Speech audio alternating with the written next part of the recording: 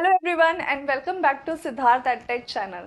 तो अगर आपका भी मोटिवेशन लेवल कुछ ऐसा ही है कि अगर सिलेबस को ख़त्म करने में आपको बहुत बड़ी चुनौती लग रही है बट वेब सीरीज़ को आप इजीली ख़त्म कर सकते हैं, so you know that there is a big problem and that you need to deal with this problem. All right, so you are at the right place if you are watching this video because we at Siddharth EdTech try to make it sure कि जितनी भी classes आप ले रहे हों वो एक holistic way में आपको प्रोवाइड करवाई जाए। ठीक है, सो make sure I included this as a fun part also, and I thought that you need to understand that it's time that you need to get serious. Okay, web series को ख़त्म करने में समय कितना लगता है? हार्डली 10 आवर्स, 10 एपिसोड्स की आती है, आजकल तो उससे भी कम आ रही है, 5 एपिसोड्स की वेब सीरीज़ आ रही है। So it's consuming 5 to 6 hours of yours. Plus web series देखने के बाद उसका जो एडिक्शन है आपके माइंड में कंटिन्यूसली वो चलता रहता है।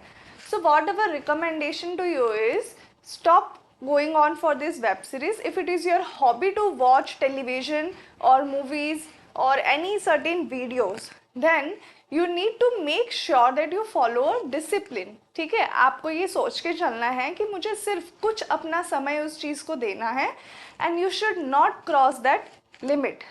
फॉर एग्जाम्पल, अगर आपने ये सोचा है कि मैं जितनी देर खाना खा रहा हूँ सिर्फ उतनी देर मैं टीवी देखूँगा so that your mind freshens up, so make sure कि अगर आपका खाना 15 मिनट में पूरा हो जाता है तो टीवी भी 15 मिनट के अंदर अंदर बंद हो जाना चाहिए। डोंट मेक इट कि हाँ एपिसोड थोड़ा लंबा है तो धीरे धीरे खाना खा लिया, ये सब बच्चे करते हैं। You guys are old enough to understand that your time is very precious, and to make you understand how precious your time is, I have also included a small song. थोड़ा पुराना है, आई नो, जो music है वो भी आपको थोड़ा odd लगेगा, आपके ज़माने का नहीं है, this doesn't belong to your generation.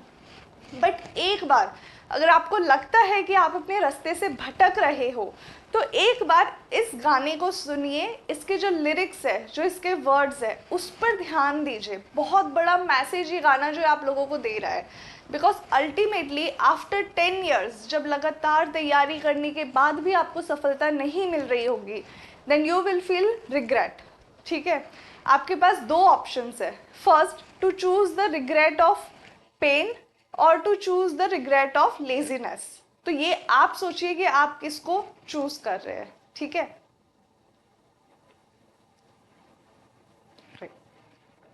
Cut this part. So I want you people to listen this song at least once. एक बार इसको सुनिए, इसको समझने की कोशिश करिए, यू विल रियलाइज कि टाइम का इम्पोर्टेंस क्या होता है। All right, moving on to today's class. Today's date is 17th of July and we are taking contemporary issues and current affairs. Topics आज काफ़ी limited है but they are all in great depth. ठीक है, सारे concepts हम discuss करेंगे, काफ़ी detail में हम इसको स्टडी करने वाले हैं।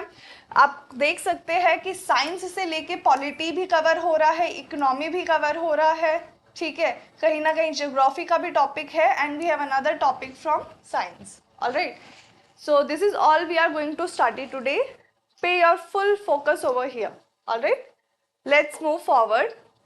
So there is an article that it's been 100 years of EEG. What is EEG?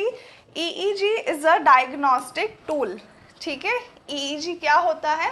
It is a diagnostic tool. Diagnostic tool वो होते हैं जिनसे हमें कुछ पर्टिकुलर बीमारियों का पता चल सकता है।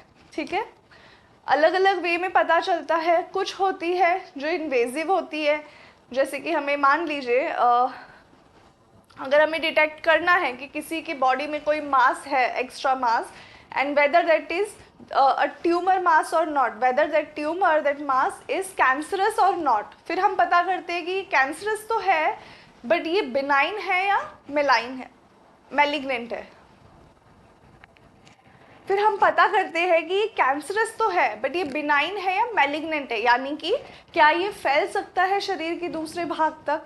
तो ये सारी चीज़ें हमें कैसे पता चलती है? डायग्नोसिस करने के बाद पता चलती है। और डायग्नोसिस कैसे होते हैं? बहुत सारे इसके टूल्स होते हैं। कॉमनली आपने सुना होगा कि इसकी सोनोग्राफी करवानी है, इसकी एमआरआई करवानी है, ठीक है, सीटी स्कैन करवाना पड़ेगा। उसी तरीके से एक डायग्नोस्टिक टूल है हमारा EEG. Alright, the full name is electroencephalogram. What is the full name? Electroencephalogram. Alright, now as I told you, मैं पहले भी काफ़ी बार आप लोगों को ये बता चुकी हूँ कि किसी भी वर्ड को अगर आपको समझने में डिफ़िकल्टी है then try to break it down. तो हमें पता चल रहा है इलेक्ट्रो, दैट मीन्स कुछ ना कुछ इलेक्ट्रिसिटी से रिलेटेड है, तभी ये वर्ड आया है।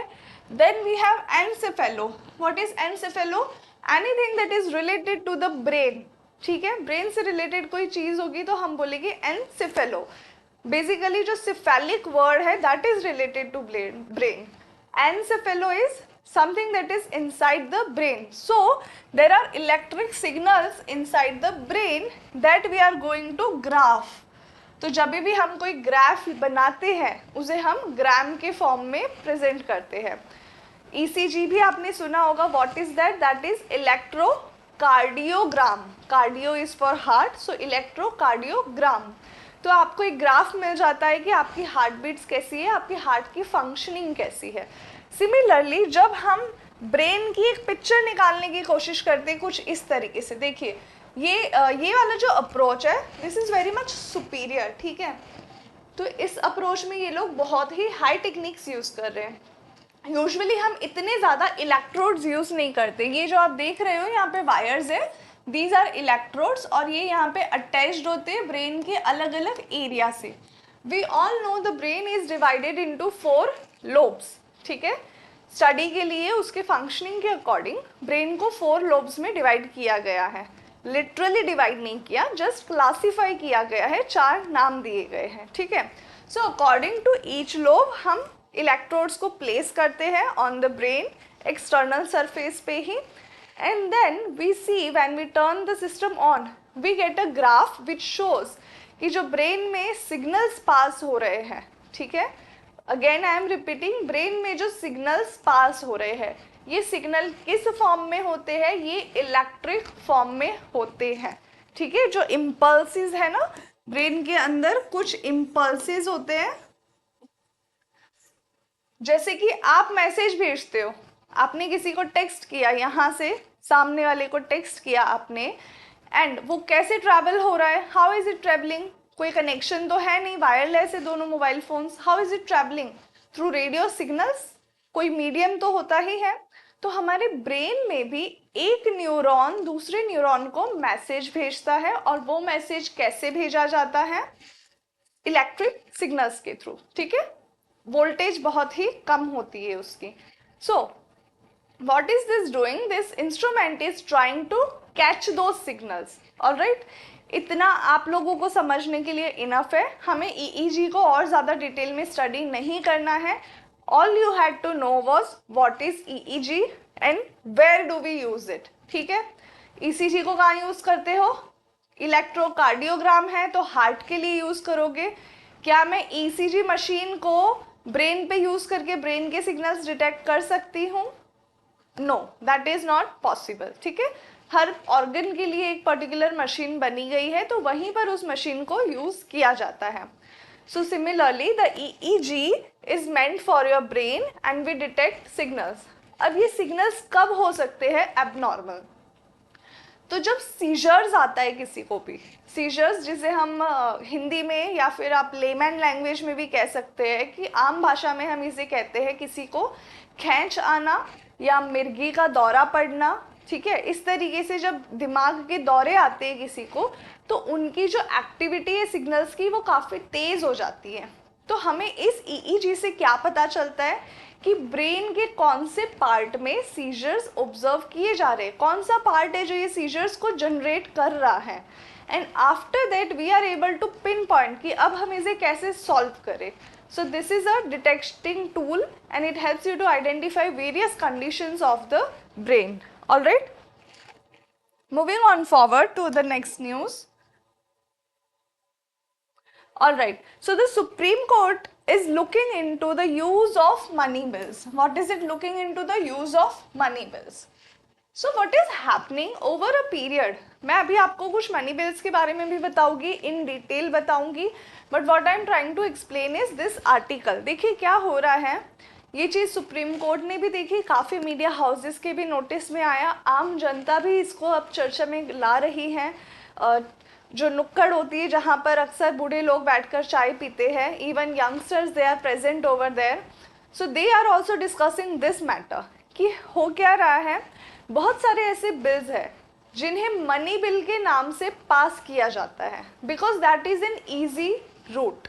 ऑलराइट, बहुत ही एक ईजी पैसेज था किसी भी बिल को पास करवाने का. तो ऐसा क्यों है, why is it easy, let us find out. First we will also see what is a money bill. So money bill, it is included in the 110th article. ठीक है, आर्टिकल 110 में इंक्लूडेड है मनी बिल. तो article 110 हमें thoroughly prepare करना होगा.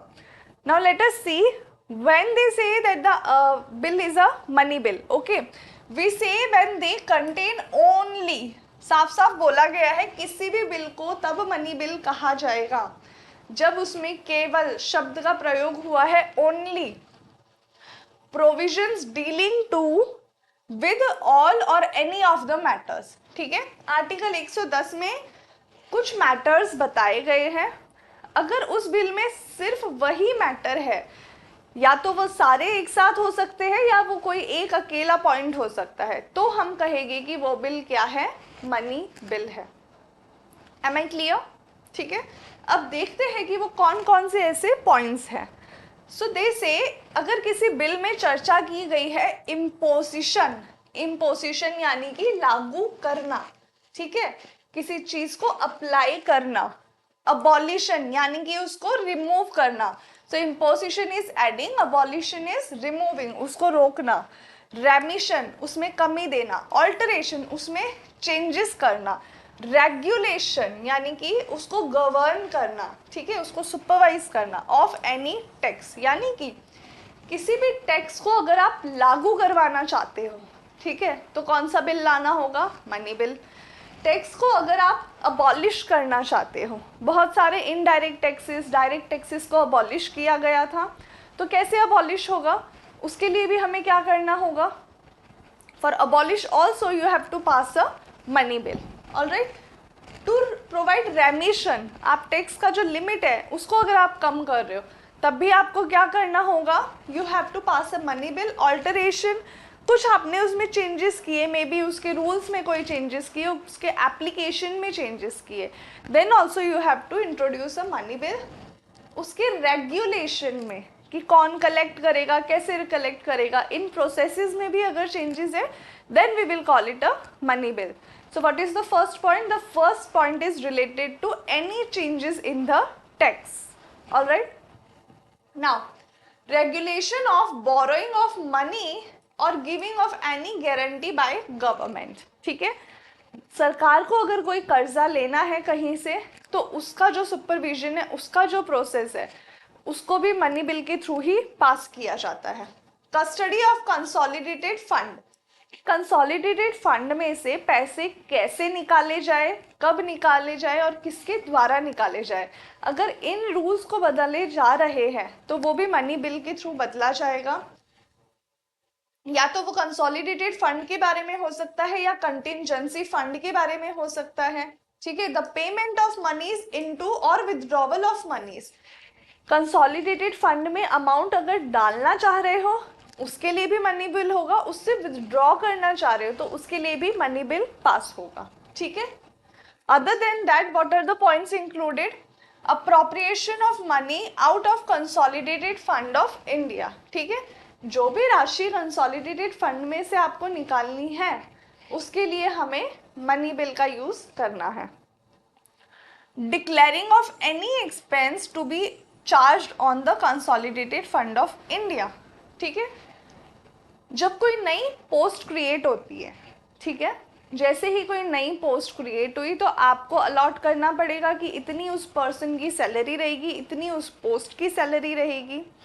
अब ये जो पोस्ट की सैलरी है अगर वो कंसोलिडेटेड फंड से डिटेक्ट होने वाली है, ठीक है, वहाँ से अगर वो डिडक्ट कर रहे हैं सैलरी को, तो उन्हें मनी बिल पास करवाना होगा कि ये सैलरी अब से इस फंड से डिडक्ट की जाएगी।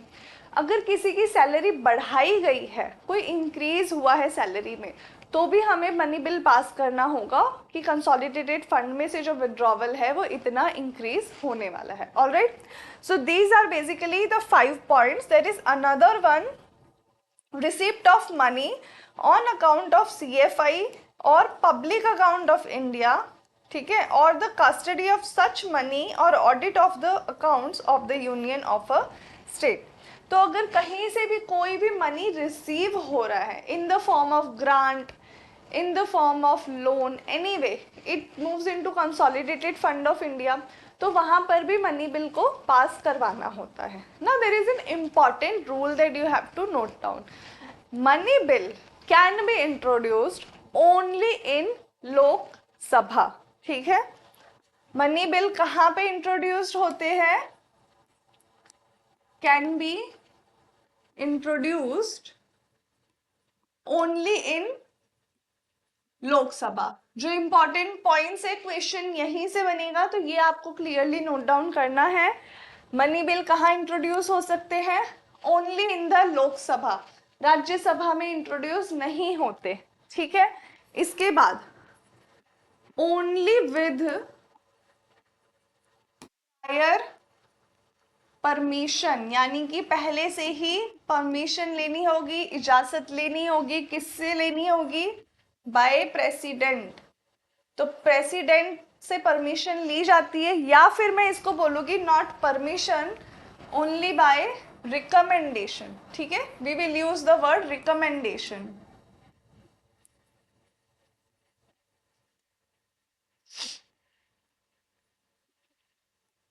In polity you use the word recommendation, all right। So money bill कहाँ इंट्रोड्यूस हो रहा है? लोकसभा में इंट्रोड्यूस हो रहा है। कैसे हो रहा है? तो प्रेसिडेंट के रिकमेंडेशन के बाद ही इंट्रोड्यूस होगा। अब मान लीजिए कोई डिस्प्यूट है, किसी को लग रहा है कि नहीं ये तो मनी बिल नहीं है, लोकसभा में जब इंट्रोड्यूस हुआ, so members might feel that this content does not fit into the money bill, so what's going to happen? Speaker is going to take the last decision, and in any such way, ऐसे भी in general क्या होता है कि जो speaker है वही label करता है that this is a money bill, so whose role is important?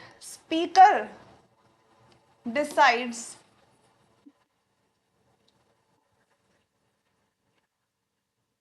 Whether it is money bill, ठीक है। कौन डिसाइड करेंगे? स्पीकर महोदय डिसाइड करेंगे कि ये जो बिल है वो मनी बिल है या नहीं, और उन्होंने लेबल कर दिया, then that is final. Alright, अब यही लेबल किया हुआ मनी बिल वो पास करेंगे कहाँ पर? वो भेजेंगे राज्यसभा में पास करवाने के लिए, ठीक है। जब ये बिल राज्यसभा में जाएगा, ठीक है, बिल कहाँ गया? राज्यसभा में गया, तो राज्यसभा को क्या करना होगा? 14 डेज में उसको पास करना होगा। समय कितना दिया है राज्यसभा को? 14 दिन का समय दिया है। 14 डेज में उस बिल को पास करना है। राज्यसभा बिल को रिजेक्ट नहीं कर सकती। क्या नहीं कर सकती? राज्यसभा बिल को रिजेक्ट नहीं कर सकती। अगर उन्हें कोई डिस्प्यूट लग रहा है या उनकी कोई रिकमेंडेशंस है, तो वो ये ज़रूर बोल सकती है, ठीक है, वो अपनी रिकमेंडेशंस बता सकती है। रिकमेंडेशंस कैन बी गिवन, ठीक है। मान लीजिए राज्यसभा को लगा कि कोई चेंजेस करने चाहिए, तो वो अपने रिकमेंडेशंस देगी लोकसभा को, बट लोकसभा के ऊपर किसी तरह का कोई कंपल्शन नहीं है कि उन्हें वो चेंजेस मानने होंगे, उन्हें वो रिकमेंडेशंस मानने होंगे। ऐसा कोई कंपल्शन नहीं है, वो रिजेक्ट कर सकते हैं, ठीक है। सो राज्यसभा को क्या करना होगा? बिल राज्यसभा के पास आया, उनके पास है 14 दिन का समय। किसके लिए? बिल को पास करने के लिए। कोई ऑब्जेक्शन है तो वो रिजेक्ट नहीं कर सकती, वो रिकमेंडेशंस भेज सकती है लोकसभा की खुद की मर्जी है, वो उन रिकमेंडेशंस को अप्लाई करना चाहती है या नहीं। ठीक है, इस तरीके से ये जो बिल है, मनी बिल, ये पास होता है। अब इसको इंट्रोड्यूस कौन करता है?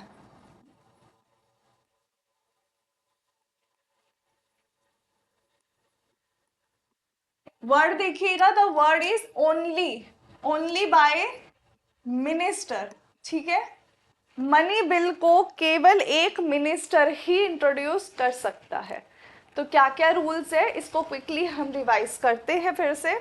मनी बिल को कौन इंट्रोड्यूस करेगा? मिनिस्टर ही इंट्रोड्यूस कर सकता है। कहाँ इंट्रोड्यूस करेंगे?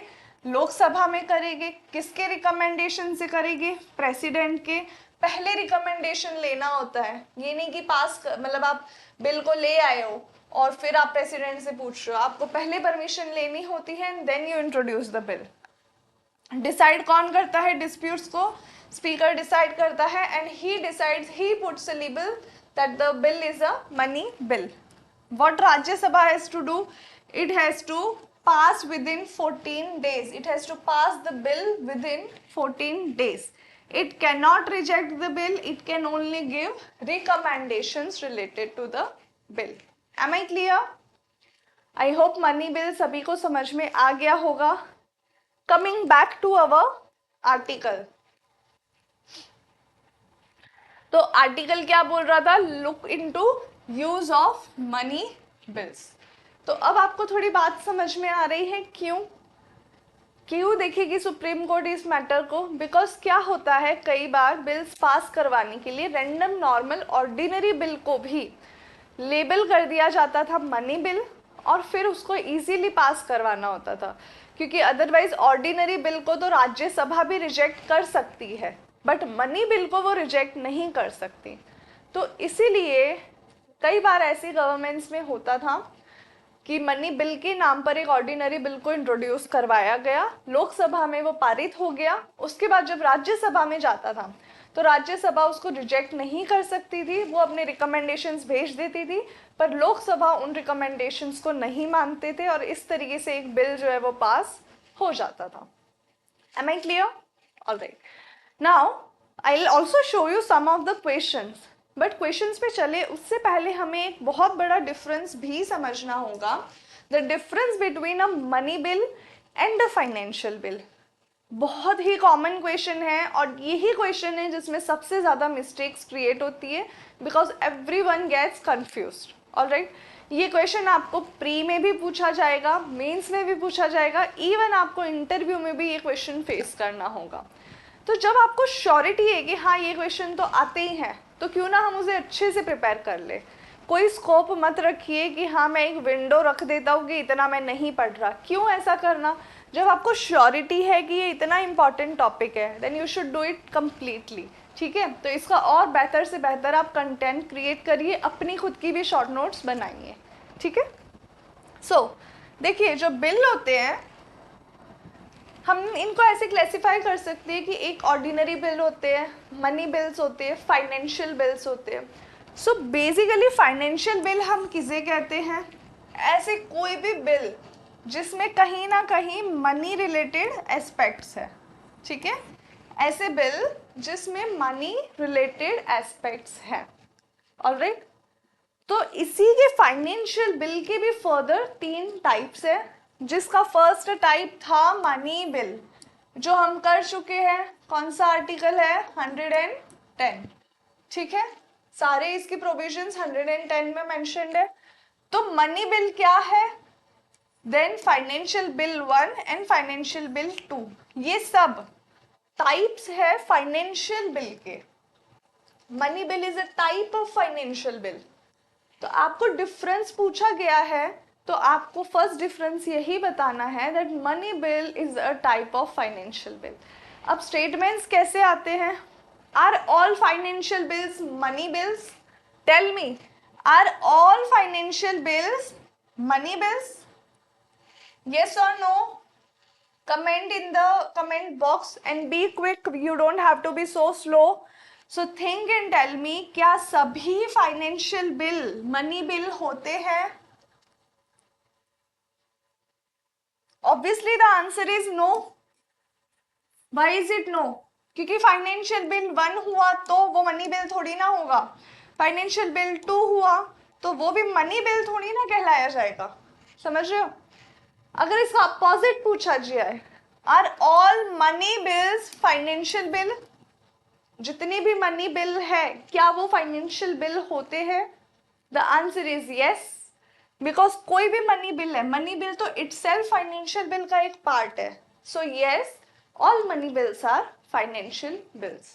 ऑलराइट. थोड़ा सुनने में, जब आप पहली बार इसे सुनते हैं या फिर आपने अगर पॉलिटी नहीं पढ़ी हुई है, तो ये थोड़ा सा आपको चैलेंजिंग लग सकता है. बट ट्रस्ट मी, इन्हीं नोट्स को आप 2-3 बार देखिए और चीज़ें आपके सामने बिल्कुल क्लियर हो जाएगी. ठीक है. Now another question, certain student ask me कि सारी चीज़ें अगर मनी बिल में मेंशन की थी, जो मैंने आपको 6 प्रोविजंस बताए, so they have a doubt whether taxes related things या फिर कोई फाइन होते हैं जो फीस रिसीव की जाती है, या फिर कोई फाइन्स, जैसे ट्रैफिक सिग्नल पे अगर आपने सिग्नल ब्रेक किया then you pay a fine, are those also included in the money bill? उसके बारे में अगर कोई रेगुलेशन है या कोई चेंजेस है तो क्या उन्हें भी मनी बिल में इंक्लूड किया जाता है? Then the answer is no. Fines को और जो फीस होती है इन्हें मनी बिल में नहीं इंक्लूड किया जाता. Alright, these are the exceptions. So I hope we are clear up till here. तो इसी के साथ देखिए, इस टॉपिक के साथ है ना, आपने सिर्फ बिल्स को कवर नहीं किया है, आपने एक और चीज समझी है. ठीक है, ये भी मैं आपको बता रही हूँ. एक और लास्ट पॉइंट है, आपने ये भी समझा है कि जो राज्यसभा है इसके पावर्स कैसे है बिल को लेकर? लिमिटेड पावर्स है, स्पेशली मनी बिल को लेकर. ठीक है. क्यों मैं लिमिटेड पावर्स बोल रही हूँ? क्योंकि उसके पास तो ऑप्शन ही नहीं है ना, वो तो रिजेक्ट ही नहीं कर सकता. और ऐसा भी नहीं है कि उसके जो रिकमेंडेशंस है वो बाइंडिंग है. ठीक है. लोकसभा चाहे तो रिजेक्ट कर सकती है रिकमेंडेशंस को. तो हम ये कह सकते हैं कि मनी बिल के रिस्पेक्ट में कंपैरेटिवली लोकसभा के पास ज़्यादा पावर्स है. Alright, this is one of the point where you will be asked in your mains question to differentiate between the powers of Lok Sabha and Rajya Sabha. ठीक है, तो ये भी आपका एक क्वेश्चन हो सकता है. Moving forward, please try to solve this question. It was asked in your previous UPSC paper.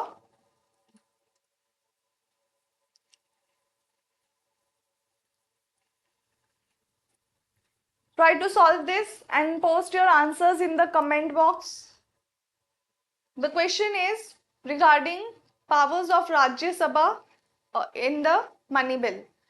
Hindi में अनुवाद कर देती हूँ. क्वेश्चन ये है कि आपको कुछ स्टेटमेंट्स दिए हुए हैं राज्यसभा की शक्तियों के रिलेटेड, बट मनी बिल के एस्पेक्ट में.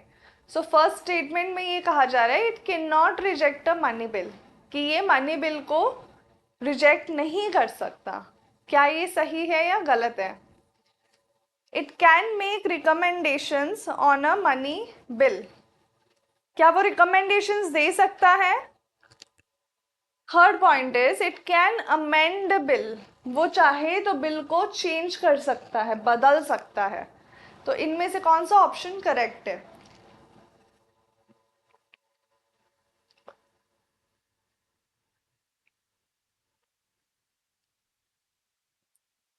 सॉरी, पूछा गया है कौन सा ऑप्शन इनकरेक्ट है. ठीक है, कौन से ऑप्शंस गलत है.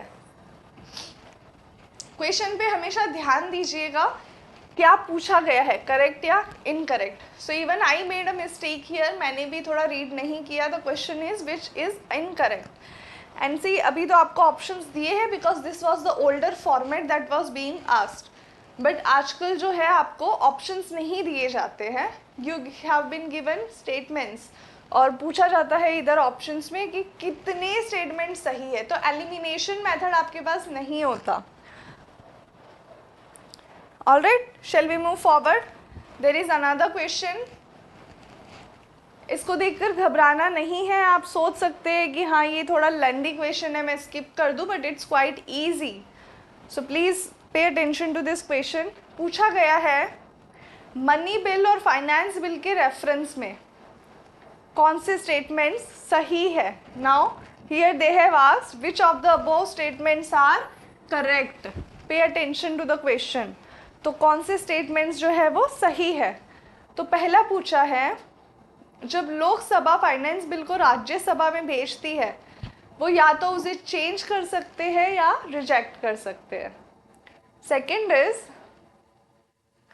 जब लोकसभा मनी बिल को राज्यसभा में भेजती है वो ना तो उसे अमेंड कर सकते हैं, ना ही उसे चेंज कर सकते हैं, ना ही उसे रिजेक्ट कर सकते हैं, बट वो सिर्फ रिकमेंडेशंस दे सकते हैं। थर्ड इज, अगर लोकसभा और राज्यसभा में सहमति नहीं बनी तो मनी बिल के लिए कोई भी जॉइंट सिटिंग नहीं होती, बट फाइनेंशियल बिल के लिए जॉइंट सिटिंग हो सकती है। ठीक है, देखिए ये रिसेंट क्वेश्चन था, तो यहाँ पर क्या कहा गया है, ऑप्शंस जैसा मैंने आपको कहा था ना कि only one statement is correct, only two, all three and none, इस तरीके के क्वेश्चंस अब आने लग गए हैं जिसमें आपके पास एलिमिनेशन का स्कोप नहीं होता। You have to know all the statements, आपको हर नॉलेज होनी चाहिए, सारा कंटेंट आपको पता होना चाहिए, तब जाकर आप इस क्वेश्चन को सॉल्व कर सकते हो। ठीक है, तो जो कहते हैं ना कि तुक्केबाजी होती थी पहले कि हाँ अंदाजे से सॉल्व किया जाता था, that can not happen now. Alright, moving forward. Orange alert in 5 rain hit districts of Kerala. ठीक है, अब ये कोई बहुत बड़ी न्यूज़ है नहीं, हर साल होते हैं ऑरेंज अलर्ट, मल्टीपल अलग अलग कलर्स के अलर्ट होते हैं, तो क्या पढ़ना है इसमें से? ठीक है, ये चीज़ हमें पता होनी चाहिए कि हमें एक्चुअली में क्या इसमें से निकालना है, कौन सा कंटेंट है जो हमारे लिए हेल्पफुल हो सकता है। नाउ वी डोंट केयर कि कहाँ पे अलर्ट्स हो रहे हैं और किस कलर का अलर्ट है, बिकॉज सी हर सीजन में ये अलर्ट्स आते रहते हैं। ठीक है, this is a local and regional news. So we will see what are these alerts and what are the meaning of these alerts. Alright, तो यहाँ पे आप लोगों के लिए एक स्क्रीन पे दिया हुआ है। So whenever there is a green color, when they say we have put a green color, ठीक है, कौन देता है ये सारी चर्चाएं अभी हम करेंगे। So they say no severe weather is expected, ठीक है, कि सब कुछ सही चल रहा है, किसी तरीके की कोई वार्निंग इशू करने की ज़रूरत नहीं है। जब आता है येलो अलर्ट आता है तो हम ये कहते हैं कि थोड़ा सा आपको सतर्क रहने की ज़रूरत है। ठीक है, बहुत ज़्यादा घबराने की बात नहीं है, बट अगर आप थोड़ा सा सतर्क रहते हो तो आपके लिए अच्छा है। ऑरेंज अलर्ट का क्या मतलब है कि कुछ होने वाली है, बहुत बड़ी वेदर इवेंट होने वाली है, कोई घटना होने वाली है, एंड आप लोग तैयारी कर लो, you have to be prepared for that. ठीक है, रेड अलर्ट क्या है कि हो चुकी है घटना, it's going to be very disastrous और उसकी सिवियरिटी काफ़ी ज़्यादा रहेगी, so you need to take action. Orange alert में तो क्या था, हम तैयारी कर रहे थे, रेड में क्या है, you have to take the action. कुछ एग्जाम्पल्स बताती हूँ मैं इसके। जब कोविड आया था तो भारत में लॉकडाउन कब लगा था? एक बार अगर किसी को डेट याद हो, भारत में कब अनाउंस किया गया था? तो जो लॉकडाउन है वो लगा था 17 मार्च 2020 को। 15 मार्च 2020 को एक नोटिस आई थी कोचिंग इंस्टीट्यूट्स और स्कूल्स के लिए कि इन्हें संस्थाओं को बंद करना है, school, colleges and coaching institutes को कहा गया था you have to close it down for a while. ठीक है, मुझे आज भी वो दिन याद है कि जब मैं कुछ बच्चों को बता रही थी, किसी की काउंसलिंग कर रही थी, I was helping them out, तो मैंने दिसंबर के मंथ में, दिसंबर ऑफ 2019 में मैंने उन्हें समझाते हुए कहा था, मुझसे पूछा था कि करंट अफेयर्स में पढ़ना क्या होता है, कहाँ से पढ़ना होता है, तो मैं उन्हें वही समझा रही थी। तो मैंने उसी वक्त न्यूज़पेपर उठाकर बताया था कि देखिए ये कोई एक वायरस है जो चाइना में फैल रहा है, ठीक है, कोरोना वायरस। आपको क्या पढ़ना है कि चाइना में तो फैल रहा है, क्या वो भारत में आ सकता है? अगर आया तो हम क्या करेंगे, क्या मेजर्स हम लेंगे? ठीक है, तो हमें पता भी लगाना होगा ये वायरस कैसे फैलता है, क्या सिम्टम्स दिखते हैं, कौन सी इनकी दवाइयाँ होती हैं। ठीक है, ये सारी बातें मैंने उस स्टूडेंट को समझाई थी, क्योंकि कोविड जो है बहुत ही एक बड़ी घटना थी, तो वो जो पिक्चर है, इवन वो जो स्टूडेंट है वो आज भी मेरे माइंड में है, because I connected that incident कि हाँ मैंने ऐसा कुछ बताया था, एंड देन लेटर ऑन किसी को नहीं पता था कि वो सच में भारत में आ जाएगा, ठीक है। So this is how you have to prepare your current affairs. अब मैं ये आपको क्यों बता रही हूँ, उस टाइम पर जब ऑरेंज अलर्ट था 15 मार्च को, जब ये कहा गया इंस्टीट्यूट्स को that you have to shut down, ठीक है, this was an intuition that I knew that this is something huge, ठीक है। हमें ये अंदाज़ा तो ज़रूर हो गया था कि कुछ बहुत बड़ी घटना है जो होने वाली है। तो हमने क्या किया, उसकी तैयारी की। कैसे की थी तैयारी? So what we did was कि जितनी भी मेडिसिन होती है जो इम्पॉर्टेंट होती है किसी पर्सन के लिए, क्योंकि आज इंस्टीट्यूट्स बंद हुए हैं, कल पूरा मार्केट बंद हो सकता है, कर्फ्यू लग सकता है, ठीक है। This was my intuition. So I collected all the medicines that would be required, essential medicines, ठीक है। हर किसी के घर में essential medicines होनी चाहिए इमरजेंसी केसेस के लिए। जैसे हम कहते हैं कि बुखार की दवाइयाँ, पेट में दर्द होने की दवाइयाँ, डायरिया अगर किसी को हो गया तो उसे कंट्रोल करने की दवाइयाँ, ठीक है, बहुत बेसिक चीज़ें। And because I also had a child, तो मुझे पता था कि मुझे उसके लिए भी प्रिपेयर्ड रहना है कि अगर उसे इनमें से कोई चीज़ होती है, खांसी जुकाम होना, और मैं अगर बाहर नहीं जा सकती, so I have to be prepared for that. So we stored all those things. I also made sure that the groceries in our house is full, okay. तो 1 मंथ का पूरा एक जो स्टॉक होता है वो हमने रख लिया था। Why we did that? Because we were preparing ourselves कि कोई घटना होती है तो हमें तो ये चीज़ पता थी कि ऐसा कुछ बड़ा हो सकता है, बिकॉज ये सबसे पहले तो कोचिंग इंस्टीट्यूट्स के पास ही नोटिस आया था। Then we got to know कि this is going to happen, so we took an action. Alert जैसे ही मिला तो हमने क्या किया, खुद को प्रिपेयर किया, and then we took an action, ठीक है। उस चीज़ को हमने इम्प्लीमेंट किया। मास्क पहनना तो शुरू हो ही चुका था जनवरी फरवरी के आसपास। दैट वाज वन प्रिवेंटिव वे कि आप उसको रोक सकते हो। बट जब वो आ चुका था, भारत में केसेस आ गए थे, then it was sure that it is going to spread somehow. तो आपने क्या किया, खुद को तैयार किया। इसी तरीके से मान लीजिए कि कोई वेदर इवेंट होता है, सुनामी का किसी को पता नहीं था। हमें अगर पहले से पता होता कि सुनामी आने वाली है, ऐसी कोई घटना होने वाली है, तो क्या करते, बीच को पहले ही खाली करवा दिया जाता। जितने भी लोग हैं उन्हें पहले ही वार्न कर दिया जाता कि बीच पर नहीं जाना है। कोई अपनी मर्ज़ी से भी अगर जा रहा है तो उसे भी, जो जितने भी डिज़ास्टर रिलीफ के लोग हैं वो पहले ही जाकर उन्हें रोकते, चेतावनी देते कि आपको अभी नहीं जाना है वहाँ पर। तो बहुत सी जानें बच सकती थी, मे बी, ठीक है। मैं सिर्फ एक संभावना दे रही हूँ कि अगर पहले से पता होता तो शायद कुछ किया जा सकता था, ठीक है। तो इसी के लिए ये अलर्ट्स जारी किए जाते हैं। अब इन अलर्ट्स का कलर क्यों है, आपके माइंड में कि ये कलर क्यों देते हैं? तो देखिए क्या होता है, आम जनता के लिए ना कलर ही आइडेंटिफिकेशन का एक सोर्स है। मैं अगर उन्हें ये थियोरेटिकल लैंग्वेज में बोलूँगी कि ऐसा ऐसा है, तो क्या वो समझेंगे उसे? नहीं, ठीक है। तो ये कलर कोड क्या है ना, हर कोई समझ जाता है। और हमें पता है लाल को तो सब पहचानते हैं कि खतरे की चेतावनी है। रेड का मतलब क्या है, स्टॉप। द सिग्नल पे रेड लाइट है तो स्टॉप है, यहाँ पर है तो स्टॉप है। कुछ लोग कहते हैं कि प्रेम का रंग भी लाल होता है, तो वो भी तो एक चेतावनी ही है आपके लिए, ठीक है। That is also symbol of danger, don't enter to this path, use your brain always, alright. So red colour हर इंसान जानता है कि चेतावनी का सिंबल रेड कलर होता है, ठीक है। ग्रीन कलर में हर कोई जानता है it's okay, you are ready to go. तो ये 2 कलर्स हर कोई पहचानता है। येलो और ऑरेंज को भी यूज़ किया जा रहा है बहुत frequently, so that the layman people, जो गांव में लोग हैं, अगर उनको भी उन तक ये मैसेज पहुंच जाता है कि ये चेतावनी है, ऑरेंज अलर्ट है, then they will be alert and they will secure themselves, ठीक है।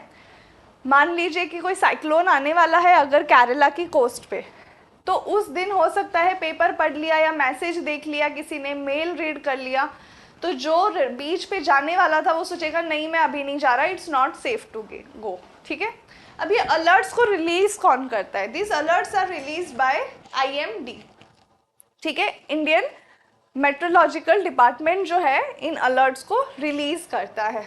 अब इन्होंने ना और भी कुछ नए तरीके निकाले हैं कि कैसे वो लोगों तक अपना मैसेज पहुंचाए। तो कुछ तो रजिस्टर्ड यूजर्स होते हैं कि जैसे अगर मैंने इस पर आईएमडी पर रजिस्टर कर रखा है या इनके बनाए हुए कुछ ऐप्स है उन पे रजिस्टर किया है, तो वो ऐप जो है वो मुझे नोटिफिकेशन भेज देगा। ठीक है, कैसे होगा कि जो ऐप है इनका, अगर मैंने इस पे रजिस्टर किया है, मोबाइल ऐप इन्होंने बनाया था इंडियन वेदर के नाम से, ठीक है, एंड्रॉयड बेस्ड ऐप है, तो ये क्या करेगा, आपको मैसेज भेजेगा। Then there was another alert system, digital India programme के तहत भी इसको बनाया गया था। ठीक है, ये ना department of electronics and information technology है, उसने एसएमएस बेस्ड अलर्ट भी बनाए थे कि मान लीजिए हर कोई तो स्मार्टफोन यूज़ नहीं कर रहा, किसी के पास कीपैड मोबाइल है अभी भी, तो उनको मैसेजेस भेजे जाएंगे, उन्हें एसएमएस फॉर्म में मैसेज मिलेगा। ठीक है, and they will B alerted कि इस एरिया में हो रहा है। अब ये मैसेज कैसे भेजे जाते हैं टारगेट एरिया, तो आपको भी कई बार रिसीव हुआ होगा, जो भी एसडीएमए है, स्टेट डिज़ास्टर मैनेजमेंट अथॉरिटी, ठीक है, हर स्टेट की एक अथॉरिटी होती है।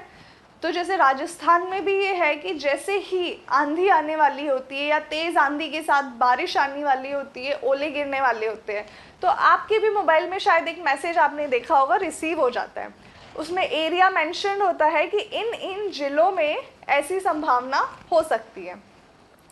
इनफैक्ट उसमें समय भी बताते हैं कि आने वाले 3 घंटों में ये हो सकता है, आने वाले 1 घंटे में ये हो सकता है। तो ऐसे में आप क्या करते हो, आप सोचते हो कि हमें इसे कैसे मैनेज करना है। ऐसे में मैं क्या करती हूँ, जब भी ये रिसीव हमारे पास आता है, ये मैसेज जब भी हम रिसीव करते हैं, तो हमारा सबसे पहले ये होता है कि इलेक्ट्रिसिटी जा सकती है, क्योंकि राजस्थान में बहुत कॉमन है, आंधी आने से पहले ही इलेक्ट्रिसिटी चली जाती है। ठीक है, तो ऐसे में फिर आप मेजर्स लेते हो। What you do is you try कि आपको जो भी गैजेट्स अपने चार्ज करने हैं वो या तो आप पहले ही चार्ज करके रख लीजिए, आपको कोई अपना टास्क पूरा करना है जिसमें इलेक्ट्रिसिटी की ज़रूरत थी तो आप उसको पहले ही पूरा कर लेते हैं, बिकॉज यू नो कि ऐसा कुछ हो सकता है, राइट। तो इस तरीके से आपको अलर्ट्स भेजे जाते हैं। Now let us understand something about IMD. ठीक है, मैं कुछ आपको, देखिए आईएमडी कैसे बना, हम सिर्फ यहीं पे नहीं छोड़ देंगे इस टॉपिक को कि ये अलर्ट्स बता दिए, मैंने आपको 4 कलर दिखा दिए और टॉपिक हो गया।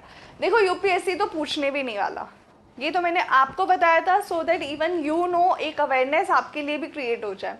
यूपीएससी आपको कलर कोडिंग तो बिल्कुल नहीं पूछेगा, और इतना सिंपल क्वेश्चन तो डायरेक्टली पूछना, it's like challenging, it's not, they are not going to ask such question. Alright, अब क्या पूछ सकते हैं, आईएमडी से रिलेटेड क्वेश्चन पूछ सकते हैं। So let me give you a very brief history of IMD. ठीक है, कैसे ये संस्था बनी थी। सो वी ऑल नो कि जो मेट्रोलॉजी है, ठीक है, द वर्ड इज,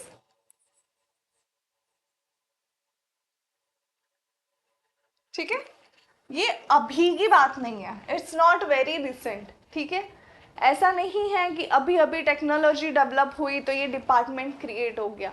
भारत में मेट्रोलॉजी रिलेटेड रिसर्चेस जो है वो प्राचीन काल से चल रही है, एंशिएंट टाइम्स से ये चल रही है। ठीक है, आप ऑब्जर्व करोगे कि पुरानी से पुरानी अगर मैं बोलूँ तो जो 3000, ठीक है, I am talking about the most oldest one, तो 3000 बीसी के एरा की जो कुछ फिलोसॉफिकल राइटिंग्स है हमारे पास, जो लिटरेचर प्रेजेंट है, तो 3000 बीसी एरा के लिटरेचर्स में भी आपको प्रूफ मिलेंगे कि हाँ, उन्हें नॉलेज थी वेदर सिस्टम्स के बारे में, they knew a lot of thing about climate and weather, both of them, they knew what to do, sun के बारे में, सन की मूवमेंट के बारे में भी उन्हें पता था। ठीक है, तो ये सारी चीज़ें हमें कहाँ कहाँ मिलती है, if we see the sources, अगर इनके हम सोर्सेज देखें कि कहाँ कहाँ से ये इंफॉर्मेशन मिली, तो हमें उपनिषद में भी इंफॉर्मेशन मिलती है। अब ध्यान दीजिएगा, इसलिए बता रही हूँ बिकॉज हाँ, ये वाले क्वेश्चंस जो है वो पूछे जा सकते हैं। ठीक है, कि कोई स्टेटमेंट्स दे दिए 4 कि इनमें से किस में क्लाइमेट की इंफॉर्मेशन नहीं दी हुई, ऐसा क्वेश्चन आ सकता है, ऐसे दूसरे क्वेश्चंस भी आ चुके हैं। ठीक है, तो अब जब भी हम मेट्रोलॉजी की बात करते हैं तो कहाँ कहाँ मेंशन है, उपनिषद में भी कहीं ना कहीं चर्चा है। किसकी चर्चा की गई है, क्लाउड फॉर्मेशन की। कि बादल कैसे बनते हैं। सोचिए, उपनिषद जब बने थे उन्हें ये सब कुछ पता था, बादल कैसे बनती है, साइकिल्स क्या होती है सीजन की, सीजनल साइकिल्स। ठीक है, हमें पता है ना कि समर होता है, समर के बाद में मानसून आएगा, मानसून के बाद में विंटर आएगा, इनके बीच में भी कुछ ओवरलैपिंग सीजन्स भी आते हैं। सो ये जो साइकिल है इनके बारे में भी इन्हें अवेयरनेस थी। So all this was mentioned in the Upanishads. ठीक है, इसके अलावा वराह मिहिर है। ठीक है, इंग्लिश है इसलिए मिहिरा बोल रही हूँ, वरना इसको हम बोल सकते हैं वराह मिहिर। इनकी एक बुक थी, काफी पॉपुलर बुक है, जिसे हम कहते हैं बृहत संहिता। क्या कहते हैं? बृहत संहिता। देखिए, मैं आपको इस टॉपिक के साथ साथ और क्या करा रही हूँ, थोड़ा बहुत आप एंशिएंट हिस्ट्री को भी पढ़ रहे हो इस टॉपिक के साथ ही। ये बहुत important and known literature work है, तो इनके क्वेश्चंस तो कई बार पूछे जा चुके हैं। ठीक है, ऑथर का नाम होगा और साथ में पूछेंगे उनकी क्रिएशन क्या है। तो वराह मिहिरा की बृहत संहिता है, लगभग 500 ईडी के दौरान बनाई गई थी। तो उसमें भी जो एटमॉस्फेरिक प्रोसेसेस है, हमारे जितने भी एटमॉस्फेरिक प्रोसेस है उसकी चर्चा की गई थी। ठीक है, ये था 500 एडी के आसपास। तो किसकी चर्चा गई थी? जितने भी एटमॉस्फेरिक प्रोसेसेस है उनकी चर्चाएं की गई थी। अब इनके अलावा एक और बुक है, ये हर कोई जानता होगा, कौटिल्यास अर्थशास्त्र। अब सोचिए, अर्थशास्त्र में ऐसा क्या दिया होगा क्लाइमेट से रिलेटेड? एक बार तो आपने भी ये चीज सोची होगी ना कि अर्थशास्त्र में क्या दिया है। तो इसमें दिया था जो मेजरमेंट हम कर सकते हैं, कितनी बारिश हुई है उसका मेजरमेंट कैसे किया जाए, ये मेंशन था अर्थशास्त्र में। ठीक है, क्या क्या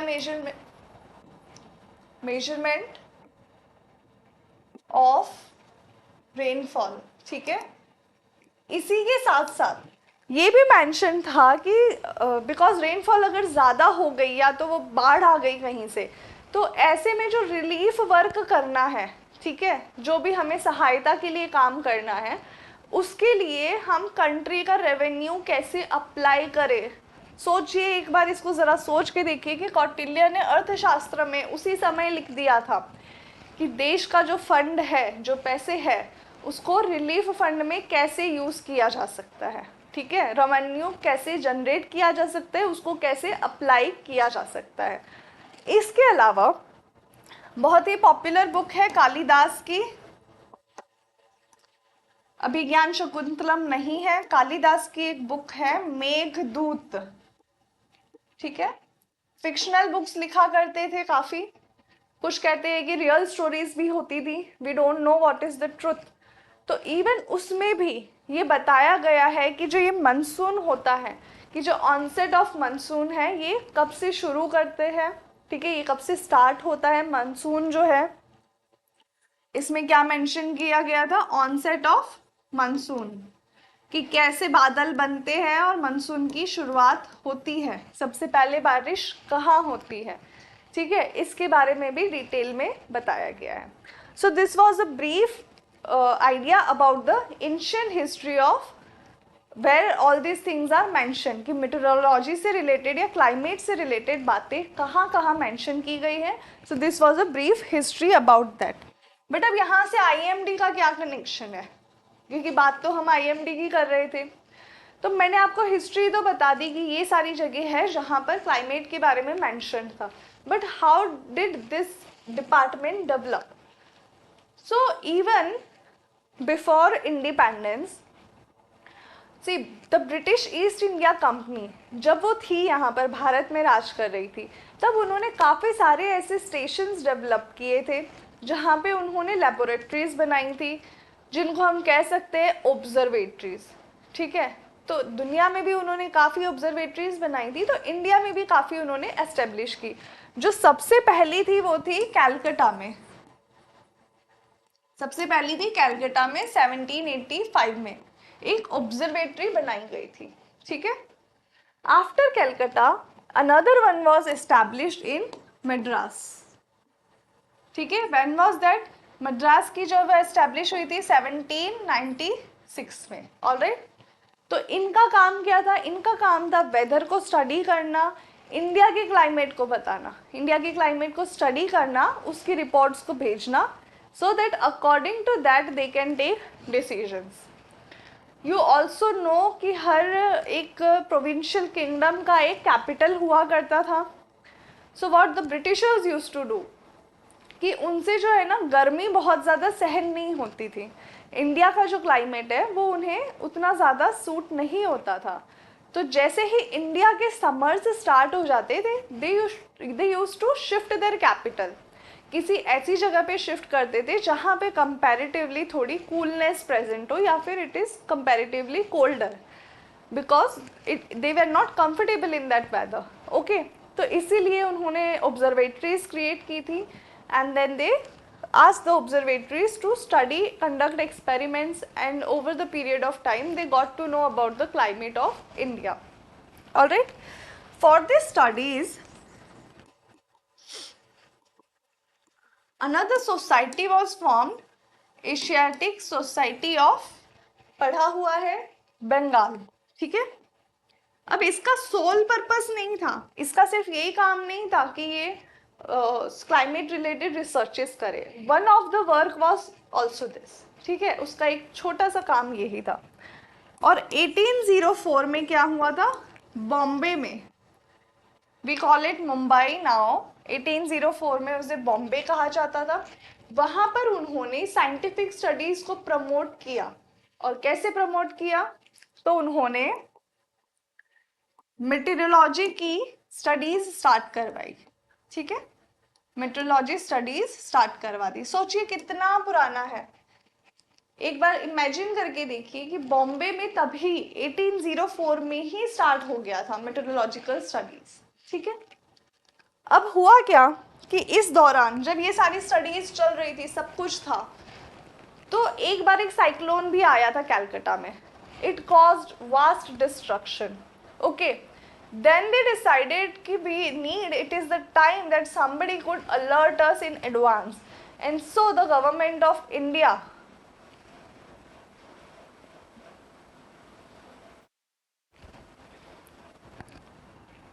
and so in the year 1875 they established the meteorological department, okay, in India। तो उसका काम क्या था डिपार्टमेंट का? एक सेंट्रल अथॉरिटी वहाँ पर बिठाई गई जिसका काम था एनवायरनमेंट को स्टडी करना एंड इंफॉर्मेशन देना सभी को। ठीक है, अब इसके जो हेडक्वार्टर्स है ये भी काफ़ी बार चेंज हुए हैं।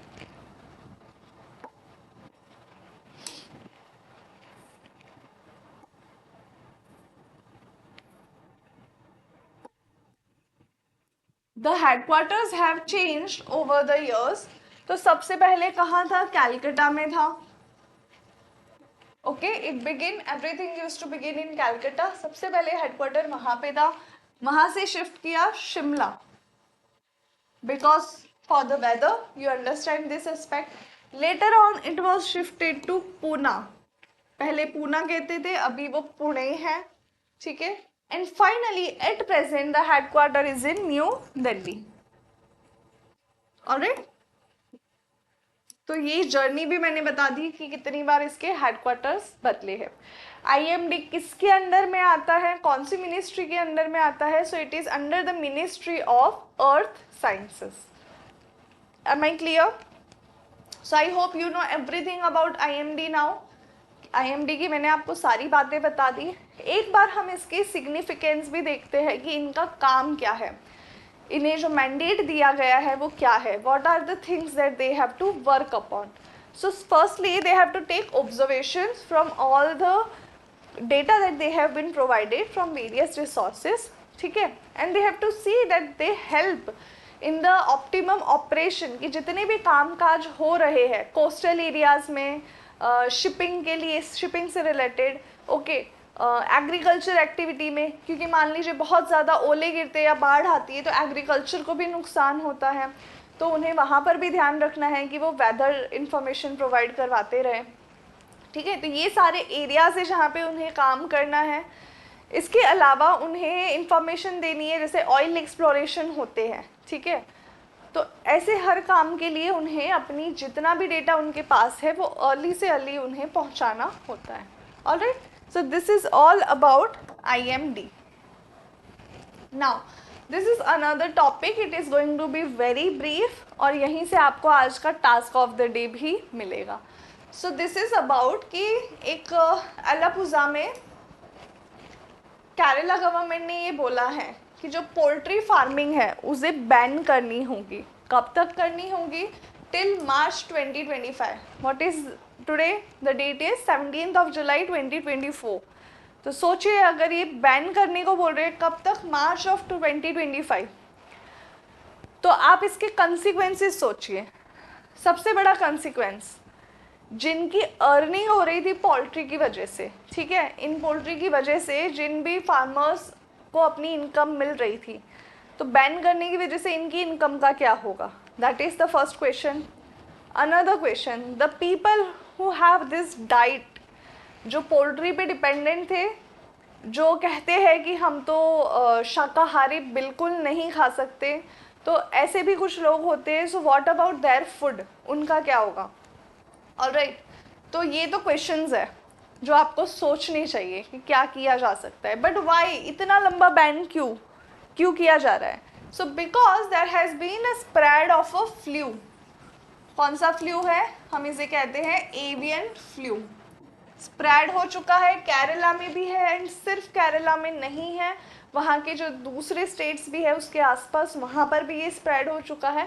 But this Alappuzha, this is the district that is severely affected. सोचिए कितने डेथ्स हुई है? 35,000 birds, they have already died because of this. 35,000 is a big number, ठीक है. And over 1.70 lakh birds, they have been as a containment process. बीमारी को फैलने से रोकने के लिए क्या किया गया? तो ऐसे में क्या होता है, जब रिस्क लगता है ना कि एवियन फ्लू फैल रहा है या फैल सकता है, तो जितने भी होते हैं ना चिकन्स, डक्स, उनको दफना दिया जाता है.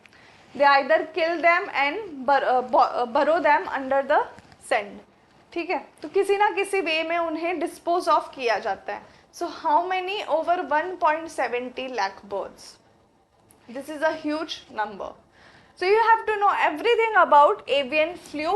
क्योंकि मैं ये टॉपिक पहले करवा चुकी हूँ, so I am asking you to do this as a task of the day, ठीक है.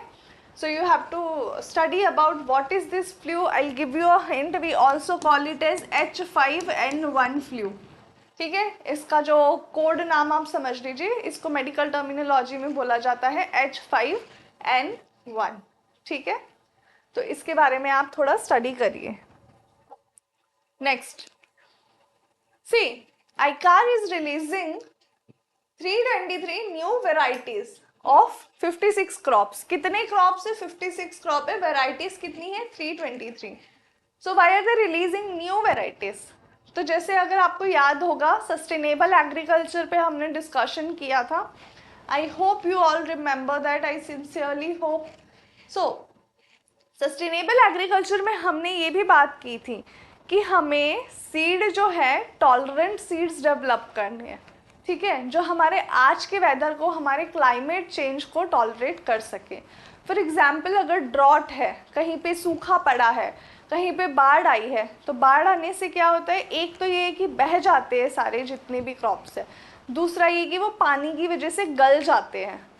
तो इन चीज़ों को भी ध्यान में रखते हुए कुछ वेराइटीज़ जो है, न्यू वेराइटीज़, वो डेवलप की गई है. और किसने की है? ICAR ने की है, ठीक है. अलग अलग चीज़ों की वैरायटी है जो हम रेगुलरली यूज़ करते हैं. So this includes 289 climate resilient.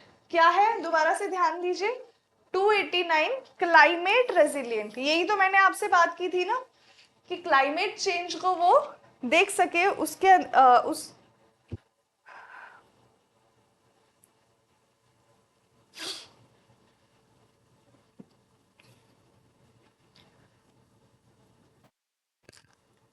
तो क्या है ये 289 वेराइटीज तो किसके लिए है? क्लाइमेट रेजिलिएंट के। यही बात आपसे की गई थी एग्रीकल्चर सस्टेनेबिलिटी में, ठीक है। इसमें से 27 वेराइटीज है जो बायो फोर्टिफाइड है। बायो फोर्टिफाइड का क्या मतलब होता है कि मान लीजिए कोई एक ग्रेन है, अगर मैं चावल के दाने की बात करूं, तो अगर हम उस चावल के दाने पे एक कोटिंग लगा दे, कवरिंग लगा दे मिनरल्स की या फिर वाइटामिन्स की, जिसकी हमें ज़रूरत है, जिसकी डेफिशिएंसी है, तो वो हमारी बॉडी में डायरेक्टली ग्रेन के साथ चला जाएगा, मुझे बाद में कोई सप्लीमेंट नहीं लेना रहेगा। अभी हम क्या करते हैं, हम कुछ खा लेते हैं, मैंने दाल खा ली, मुझे लगा मुझे प्रोटीन मिल चुका है, but that much of protein is not sufficient for me, so what I will do, I will take some protein supplements. तो हम क्या कर सकते हैं, इसी तरीके से जो दालें हैं या जितने भी ग्रेन्स हैं, हम उन्हें फोर्टिफाई कर रहे हैं, उस पर हम एक मिनरल की कोटिंग चढ़ा रहे हैं, और वो कोटिंग यूजुअली ऐसी होती है कि उस प्रोडक्ट का टेस्ट चेंज नहीं होता, उसकी प्रॉपर्टीज चेंज नहीं होती, ठीक है, जैसा था वैसा ही रहता है। प्लस बेनिफिट क्या है, एक्स्ट्रा एडेड मिनरल्स मिल जाते हैं। सो बेसिकली ये बायो फोर्टिफाइड वेराइटीज़ जो है वो हम मॉल नरिश लोगों के लिए बना रहे हैं कि उन्हें इसका बेनिफिट हो सके, ठीक है। ये एक 5 ईयर प्लान के अंडर रिलीज किया गया है, तो इसी तरीके से और भी वेराइटीज़ जो है वो जल्द रिलीज की जाएगी। Moving forward and towards our last topic of the day, news आई है WPI इन्फ्लेशन की, ठीक है। They are saying it's soaring 16 month high. अब इससे हमें क्या कंक्लूजन निकालना है? पहले तो हम इस टॉपिक को स्टडी कर रहे हैं स्टैटिक वे में। WPI बहुत इंपॉर्टेंट टॉपिक है, ये आगे तक आपको हेल्प करेगा। इससे रिलेटेड बहुत सारे क्वेश्चंस हैं जो प्री में भी पूछे जाते हैं, मेंस में भी पूछे जाते हैं। इनफैक्ट अगर आपका इकोनॉमी बैकग्राउंड है तो इंटरव्यू में भी इससे रिलेटेड क्वेश्चंस आएंगे, ठीक है। तो पहले देखते हैं कि WPI क्या होता है। इसको एक बार आप स्किप करिए, don't look at the picture, I will come to this. First understand what is WPI, why are we measuring it. ये न्यूज़ आपको पेपर में एवरी मंथ देखने को मिलेगी, ठीक है। हर मंथ WPI से रिलेटेड एक न्यूज़ तो आएगी ही, and mostly it would come around 15 to 17 of every month. क्यों 15 to 17? क्योंकि एवरी मंथ 14 को ये डेटा रिलीज़ होता है, तो 14 तारीख को अगर डेटा रिलीज़ हो रहा है तो उस पर स्टडी होगी, तो 15, 16, 17 का टाइम होता है, न्यूज़पेपर्स इसे पब्लिश ज़रूर करती है, ठीक है। इसके अलावा भी काफ़ी न्यूज़ेज़ है जो आती रहती हैं, बट इन दिनों में, इन 3 दिनों में तो डेफिनेटली आपको ये न्यूज़ देखने को मिलेगी, ठीक है। तो इसी के साथ मैंने आपको ये भी बता दिया डेटा कब रिलीज़ होता है, हर महीने की 14 तारीख को 14th of every month. Data कौन रिलीज करता है? Ministry of commerce and industry, ministry of commerce and industry. अब मैंने यहाँ पर 2 चीज़ें लिखी है, okay, so you are definitely going to get confused. I rather erase it.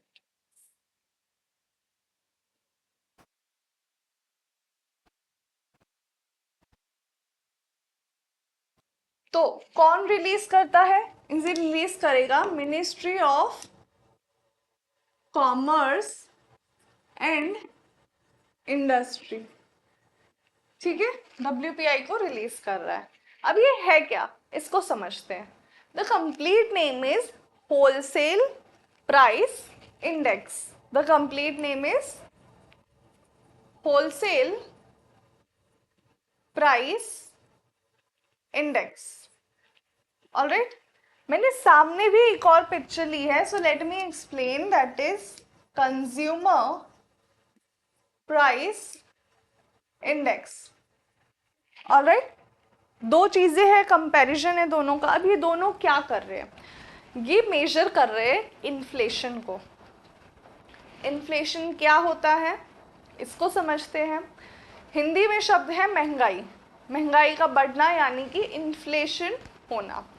आप समझिए कि आप किसी चीज़ को 10 रुपये में खरीद सकते हैं आज, किसी भी चीज़ को 10 रुपये में आज खरीद सकते हैं।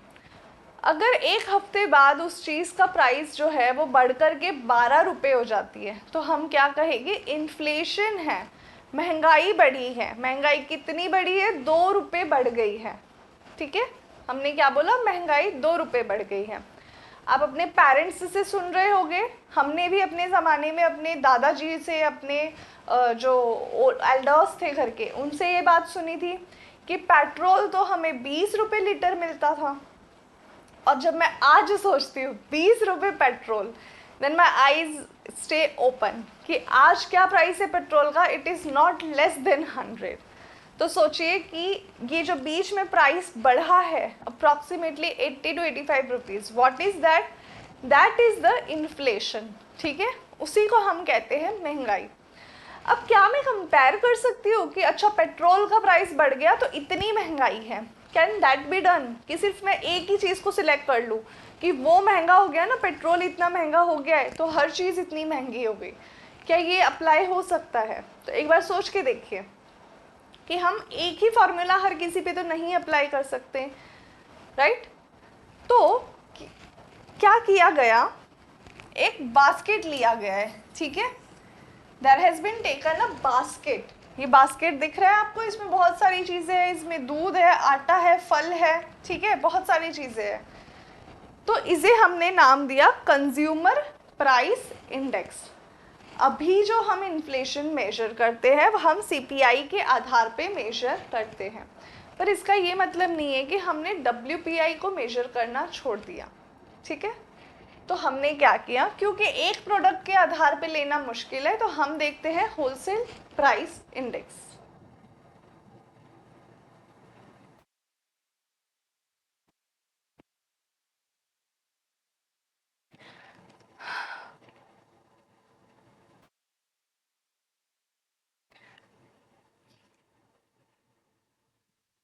चलिए एक बार ये समझते हैं कि होलसेल क्या होता है। ठीक है, एक बार हम इसे समझते हैं कि ये होलसेल होता क्या है। तो यहाँ पर है एक कंपनी, इस कंपनी ने कुछ एक प्रोडक्ट बनाया, कोई भी चीज हो सकती है, साबुन, तेल, शैम्पू, एनीथिंग, इसने कुछ एक प्रोडक्ट बनाया, इसने इस प्रोडक्ट को सेल किया है। क्या किया है, सेल, प्रोडक्ट बेचा है। तो ये प्रोडक्ट किसको बेचेगा, तो ये सबसे पहले बेचेगा होलसेलर को। होलसेलर कौन होता है, होलसेलर इज दिस पर्सन जो थोक में सामान लेता है। कितना, थोक में, कि ये पूरा कार्टन है इसके पास में, ठीक है, ये कार्टन भर के इसने सामान खरीदा है। इस पर्सन ने, होलसेलर ने सामान खरीदा है इस कंपनी से डायरेक्टली, और ये सामान कैसे लिया है, थोक में लिया है, भर भर के लिया है। आपको कितना शैम्पू चाहिए होता है per month, 1 bottle, 1 bottle shampoo is enough for you. एक बॉटल नहीं खरीदते, ये एक बॉटल नहीं पूरा कार्टन खरीदते हैं, जिसमें 80, 100, 200 इसकी सेल्स के अकॉर्डिंग सामान होगा। ठीक है, होलसेलर्स तो बेसिकली इतनी भी नहीं लेंगे, मैंने आपको बहुत छोटा एग्जांपल दिया है, ये पूरे कार्टन्स के कार्टन्स खरीदते हैं। अब खरीद के ये क्या करते हैं, तो ये जो होलसेलर है इस शॉपकीपर को, ठीक है, इस शॉपकीपर को बेचेगा सामान। कंपनी ने कितना सामान बनाया है, कंपनी ने सामान बनाया, एग्जाम्पल 2000 प्रोडक्ट बनाए, ठीक है, उसने इस एक होलसेलर को दिए हैं 1500। कितने दिए, 1500। सिर्फ एक की बात हो रही है, बाकी दूसरे को दे दिए। ठीक है, इसने क्या किया, इसने इस शॉपकीपर को दे दिए 300, दूसरे शॉपकीपर को दिए 200, तीसरे शॉपकीपर को दिए 100, ऐसे जिसको जितने चाहिए थे ना उतने ये देते गया जब तक इसके पास है। ठीक है, शॉपकीपर ने क्या किया, आपको बेच दिया। आप कौन हो, कंज्यूमर है, आप कौन हो, कंज्यूमर। आपको कितनी बॉटल चाहिएगी, एक। समझ रहे हो, इस पूरे प्रोसेस को एक बार समझने की कोशिश करिए। कंपनी ने प्रोडक्ट बनाया, फॉर एग्जाम्पल अगर उसने 2000 बॉटल बनाई शैम्पू की, वो क्या करेगा, अलग अलग होलसेलर को, एक को 1500 दे दी और दूसरे को 500 दे दी उसने, ठीक है, अलग अलग होलसेलर को उसने सेल कर दिया। होलसेलर क्या करेगा, एक दुकान वाले को बेचेगा, ठीक है। अब दुकान वाला तो इतना सारा सामान रखेगा नहीं, उसकी छोटी सी दुकान है, जगह नहीं होती। इसने कहा मुझे तो 300 बॉटल काफी है, दूसरे को 200 दे दी, एक और शॉपकीपर को दे दी, जिसको चाहिए थी शॉपकीपर को उन्होंने दे दी।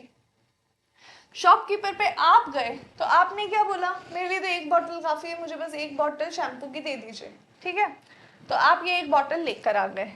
अब ये मैंने कंसेप्ट क्यों समझाया, इस पे ध्यान दीजिए। अगर मैं इस होलसेलर के आधार पे डेटा निकालूं तो उसे हम कहेंगे WPI। किसके आधार पे डेटा निकाल रही हूँ, इस होलसेलर के आधार पे, ठीक है। अगर मैं इस कंज्यूमर के पर्सपेक्टिव से सोच रही हूँ तो मैं निकालूंगी CPI, यानी कि कंज्यूमर प्राइस इंडेक्स, कि मेरे लिए महंगाई कितनी बढ़ी है। तो मेरे लिए इस एक बॉटल की महंगाई नहीं बढ़ी है, शैम्पू, ऑयल, सोप, ठीक है, घर का जितना भी सामान है, आटा, फल सब्जी, मैं उन सबको कंसीडर करूंगी और फिर मैं एक कंक्लूजन पे आऊंगी कि मेरे लिए इतनी महंगाई बढ़ गई है, ठीक है। उसे हम कहेंगे CPI। CPI हम किसी और दिन डिटेल में स्टडी करेंगे, आज हम स्टडी कर रहे हैं WPI। तो WPI पे एक बार मैं लौट कर आ रही हूँ। कौन रिलीज करता है, ministry of commerce and industry release करता है। पूरा नाम है होलसेल प्राइस इंडेक्स। दिख रहा होगा आपको कि देखिए ऑनियन की बोरियां है, थोक में है। आप लाते हो क्या इतना, पूरी ऐसे कट्टे भर के आप ऑनियन के ले आते हो घर में, आपको इतना काम ही नहीं आएगा, ठीक है। तो ये किसके लिए है, होलसेलर्स के लिए है, जो और सामान बेचते दुकानों में पहुंचाते हैं, वहां के लिए है, ठीक है। अब इसमें आपको और क्या क्या जानना है, तो ये हमने देखा कि 14th ऑफ एवरी मंथ ये डेटा रिलीज होता है, ठीक है। अब इन दोनों में अगर डिफरेंस देखा जाए तो सबसे बड़ा एक इम्पॉर्टेंट डिफरेंस है कि होलसेल प्राइस इंडेक्स में सर्विसेज शामिल नहीं होती है। सर्विसेज शामिल नहीं होती, सर्विसेज यानी कि सेवाएं, जितनी भी सर्विसेज होती है, एक डॉक्टर क्या दे रहा है, सेवा दे रहा है, ठीक है। तो ऐसी सर्विसेज जो है उसे हम होलसेल प्राइस इंडेक्स में नहीं शामिल करते, मगर वो CPI में शामिल होती है, कंज्यूमर प्राइस इंडेक्स में जरूर शामिल होती है, ठीक है। ऑलराइट, अब ये डेटा अगर मुझे निकालना है तो मैंने आपको एग्जाम्पल शुरू में क्या बताया था कि दादाजी बोलते थे 20 रुपए लीटर पेट्रोल था, राइट। तो मैंने क्या कंसीडर किया, दादाजी का समय कंसीडर किया, किस वर्ष में होता था वो कंसीडर किया। तो हमें कंपैरिजन के लिए एक साल तो चाहिए ना, कि हम किस साल से कंपैरिजन करेंगे। So what we are taking the base year, comparison के लिए हमारा बेस ईयर जो है वो है 2011-12। क्वेश्चन आपसे पूछा जा चुका है पहले ही। तो WPI कैलकुलेट अगर हम करना चाहते हैं तो हमारा बेस ईयर क्या होगा, 2011-12 होगा, ठीक है। बेस ईयर क्या होता है, वो एक हम ईयर लेते हैं कि जिसके आधार पे हम आज का डेटा जो है वो मेजर कर रहे हैं, ठीक है, जिसके आधार पे हम आज का डेटा जो है उसको कंपेयर कर रहे हैं, उससे तुलना कर रहे हैं, ठीक है। इसी के साथ एक और मैं आपको बात बताना चाहूँगी कि जो WPI है इसका यूज़ हमने 2014 के बाद से बंद कर दिया है। 2014 तक हम WPI को इन्फ्लेशन मेजर करने के लिए यूज़ करते थे, 14 के बाद से हमारा फोकस है CPI पर, ठीक है। पूरे देश का WPI एक ही होता है, एक ही होता है। पूरे देश का जो WPI है हम एक ही निकालते हैं, ठीक है। अलग अलग नहीं है कि इस स्टेट का WPI निकाल लूँ, उस स्टेट का निकाल लूँ, ऐसा नहीं होता। पूरे देश का एक ही WPI होता है, ऑलराइट।